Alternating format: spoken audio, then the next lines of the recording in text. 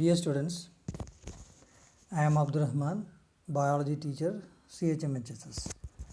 Today we will be continuing with the second chapter, and last class we learned about the main structures of ear: internal ear, middle ear and external ear. External ear, middle ear, internal ear.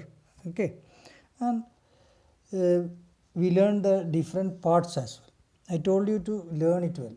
Okay, today we will be learning the main functions of ear. I told you there are two main functions, one is hearing and one is body balancing. Now, before going to the main function, you should learn the internal ear little more in detail. Okay, internal ear. You know the internal ear. Here there is the internal ear. In internal ear there is cochlea and semicircular canal. In between that there is vestibule. Okay. Now let us see what are the important things in this internal ear. Here you see the internal ear. Internal ear is situated inside a bony case in the skull called bony labyrinth. Labyrinth means ara. This is the bony labyrinth. You can see the main parts of internal ear here: cochlea, then semicircular canal. Here there is the vestibule. Okay, this is the area, and you can see the nerves also arising from cochlea and vestibule. Now, here the internal is situated inside a bony case called bony labyrinth. This is the bony labyrinth, and in this bony case there are membranous labyrinth. This is the bony case, and inside the bony case there is membranous labyrinth in blue colored membranous labyrinth. And the space inside the membranous labyrinth is filled with a fluid named endolymph. In the membranous labyrinth there is a fluid named endolymph. It's important. Endolymph.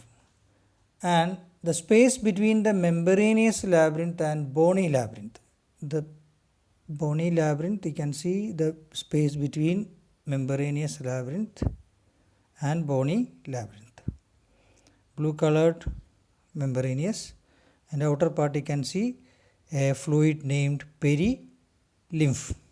Okay, the two fluids, the presence of two fluid is very important. There is an important role for this fluid also. So you should know the location of this fluid. There are two fluids, endolymph and perilymph. Okay, go through the text.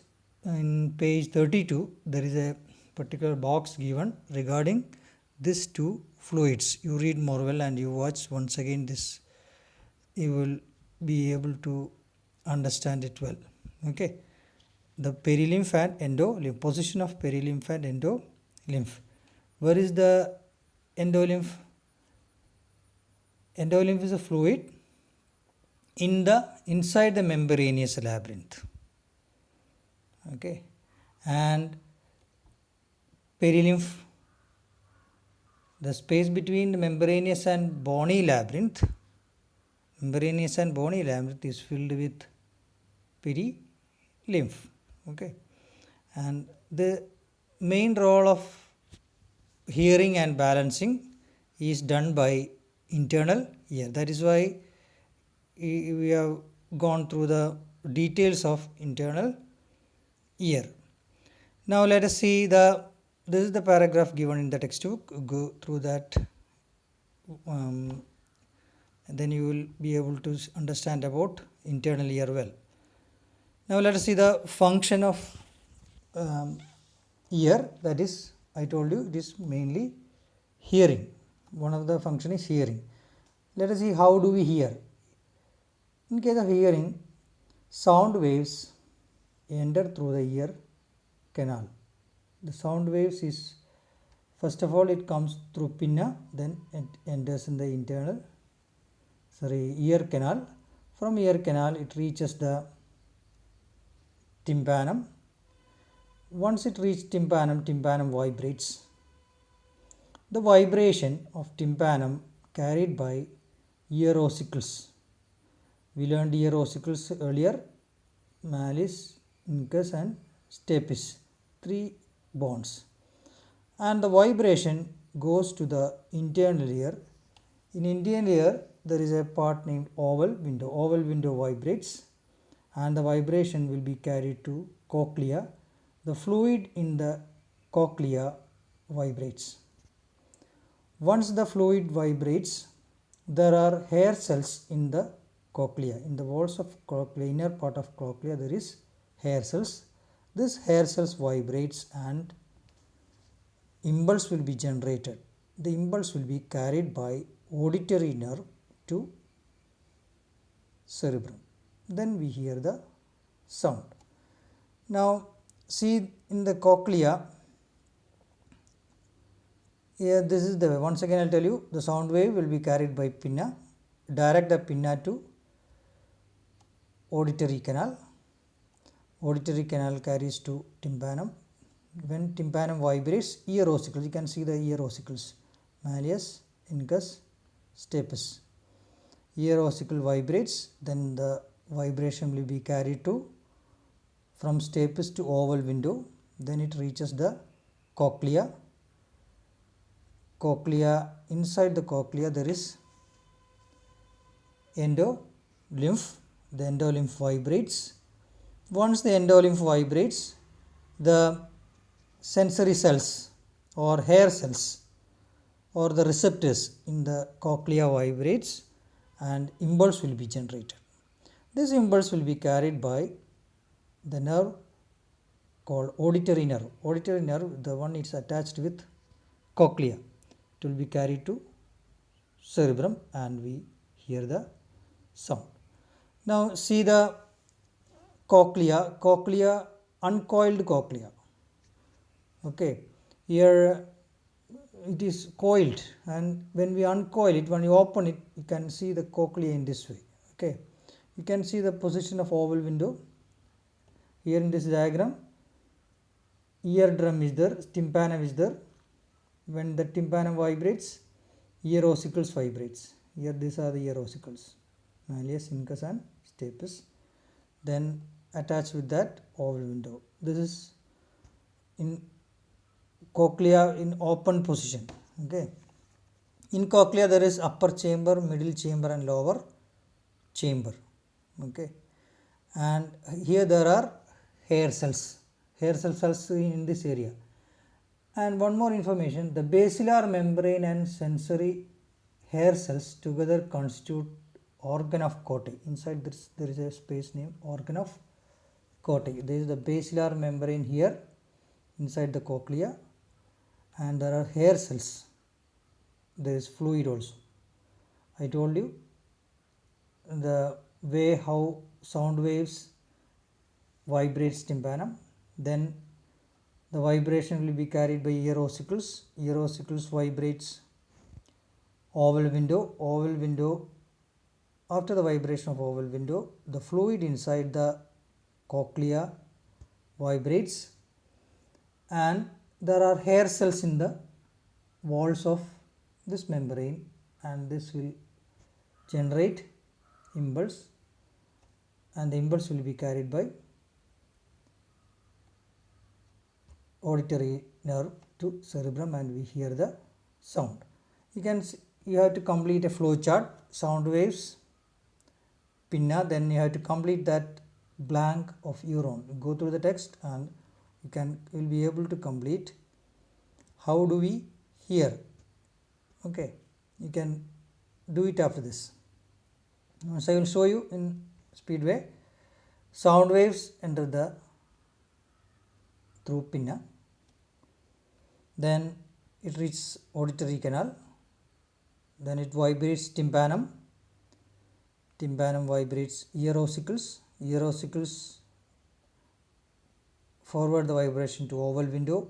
Once the oval window is vibrated, it will vibrate the fluid in the cochlea, that is endolymph.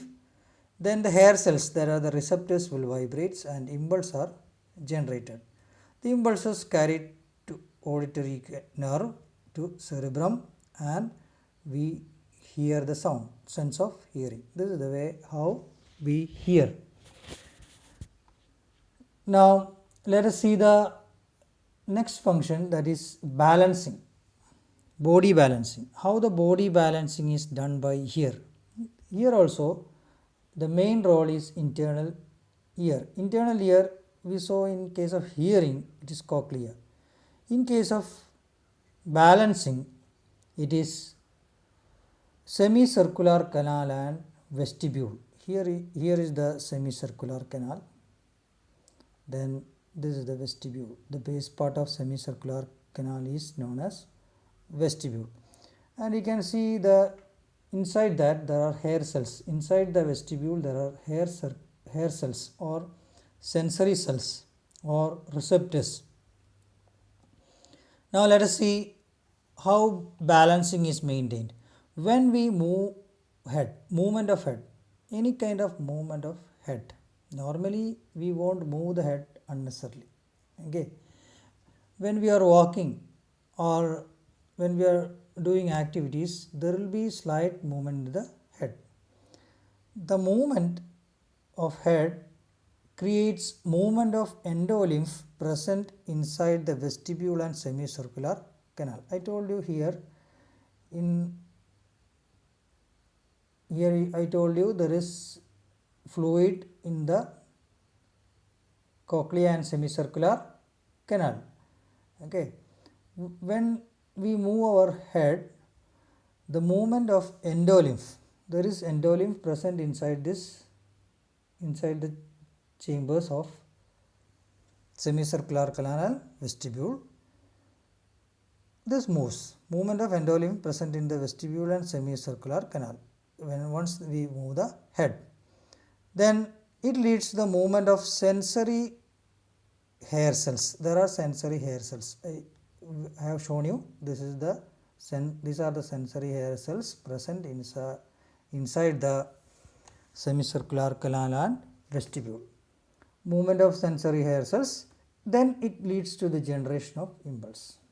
Impulse will be generated by these hair cells. Then we have seen the nerves connected with vestibule is vestibular nerve. The vestibular nerve, I will show you the vestibular nerve again.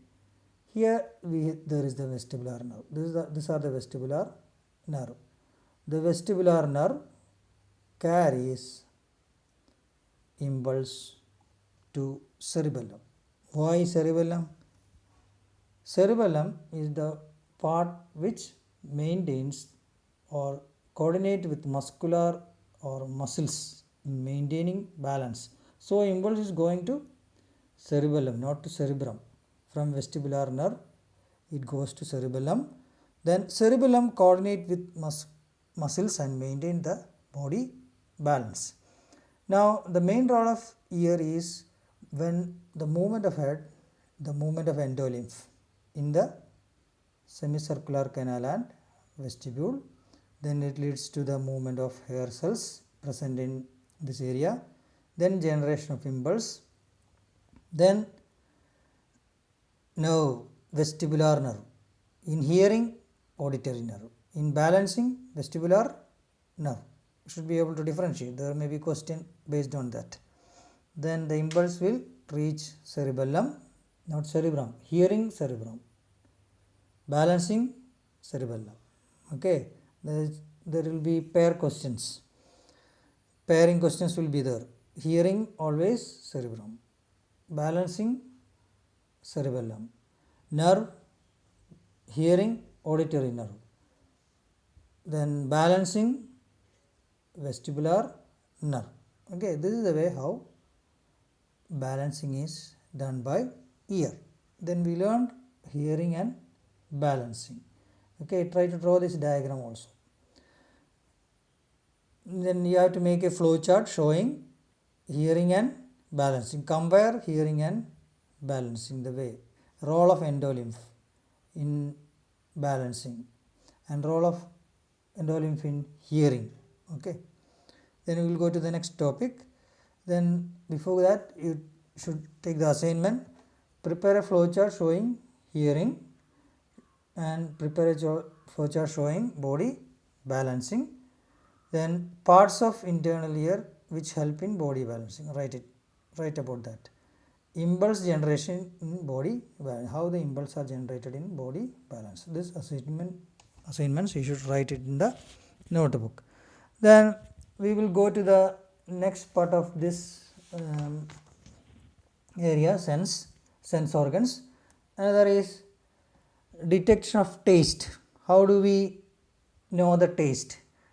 Taste is done by tongue. Tongue helps for taste. In tongue there is part named papilla. Then there are taste buds in the tongue. You can see the figure of taste buds. There are different type of taste are there. Which are the different type of taste? Bitterness is there, sweetness is there, sourness is there. Then what else? Think about that. Bitterness, sourness, then sweetness. Then what else? Is there hotness? No. Okay. All the taste can be sensed by taste, but different areas of tongue help for different taste. Then let us see how taste is, how we know the taste. What is the mechanism behind taste? Substances responsible for taste dissolve in saliva first. When we take something, we have to, once you swallow, you won't be able to get the taste. To get the taste, you have to chew the food. While chewing, food will be mixed with saliva, dissolved in saliva, and stimulate the receptors and generate impulse. The receptors which are in the tongue is known as chemoreceptors, the taste buds. Here there are the chemoreceptors. These chemoreceptors generate impulse, stimulated and generates impulse. This impulses reach the brain through respective nerves. There are nerves, you can see the nerves here. The nerves will be carrying impulse to cerebrum. Cerebrum is the center of taste and we know the taste. This is the simple technique of taste. Then the next sense is smell. How do we detect smell? The smell is through nose, right?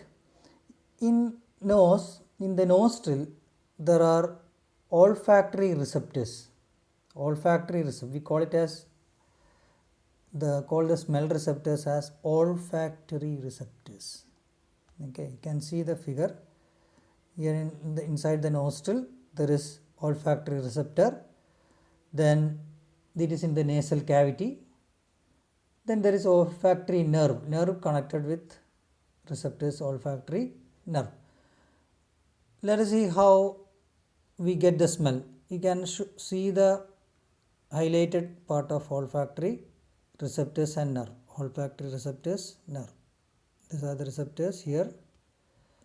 Then below that there will be mucus also. Always there will be mucus. Mucus means cow. Now let us see the technique. Aromatic particle or the smell particle diffuse in the air and enters the nostril. It will reach the nostril. It enters the nostril. Then let us see what happens next. This particle dissolves in the mucus inside the nostril. The particle which entering in the nostril dissolve in the mucus. Here there will be mucus near to receptors. The sensory hairs present inside the nostril generate impulse. There will be hair-like part. The receptors will be stimulated and impulse will be generated. Then next is it will be carried to cerebrum through olfactory nerve. The nerve is known as olfactory nerve. You can see here the nerve connected with hair cells. This will carry impulse to cerebrum, or we can say brain. Cerebrum is part of brain, and we get the smell of the things. Okay, this is the simple way how we get the smell. You can make a flow chart of this, go through it. It will be simple. First of all, stimulus is here is particle, aromatic particle dissolved in air.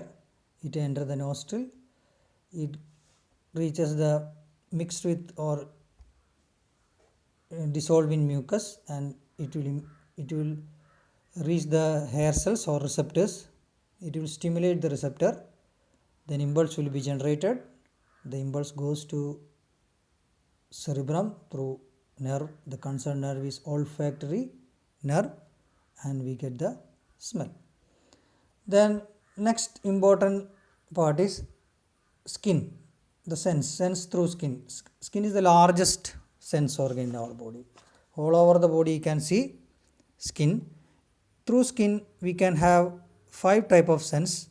There are pain, cold, touch, pressure, and temperature.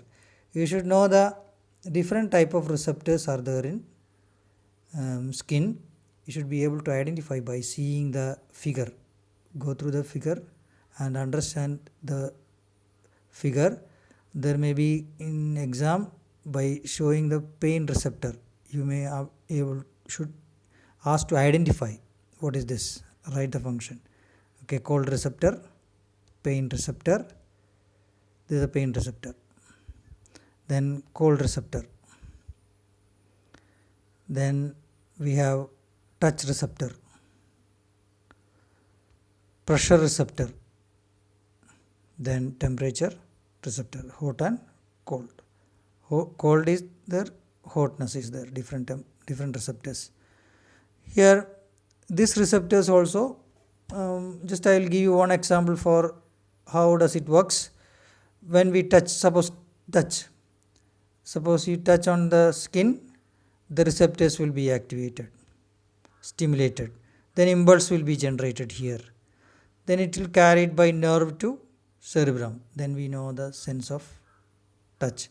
Even in case of temperature or coldness, once you touch a cold object, if there is cold, skin will be, in skin there will be cold receptors, this will be stimulated and impulse will be generated.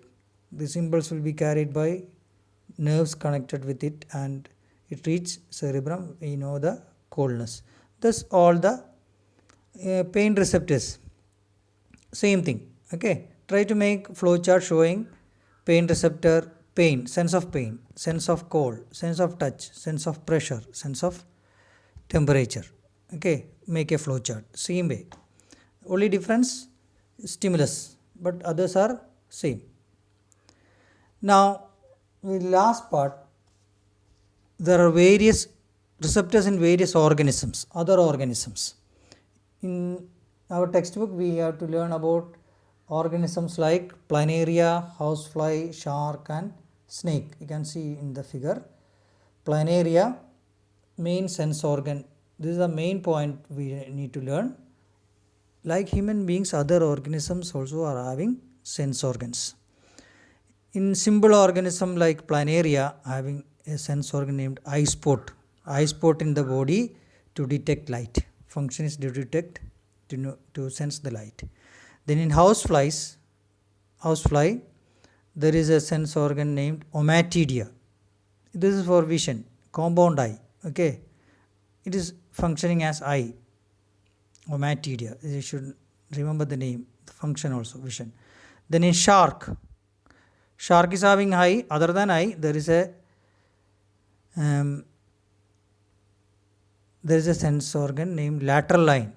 This is to detect the change in the body balance of the body. Then when we move through the water, balancing of the body is done by lateral line. It senses the changes happening in the water. Then it will maintain the balance with the tail, with the fins. Different type of fin are there.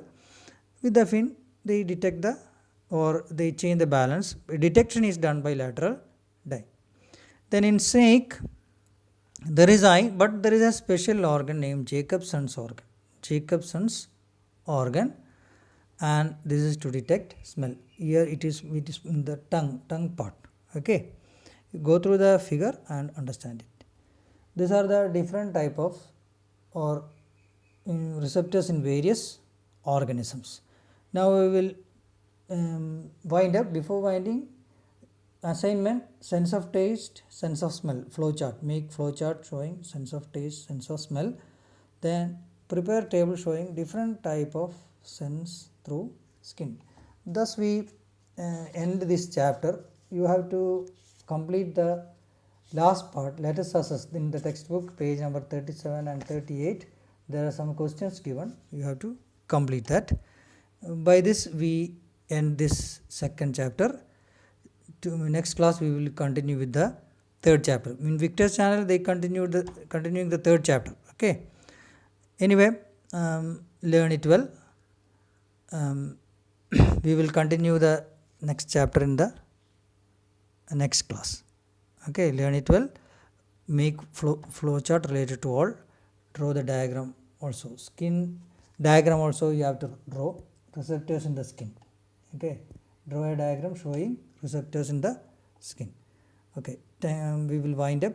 Thank you for listening. Bye.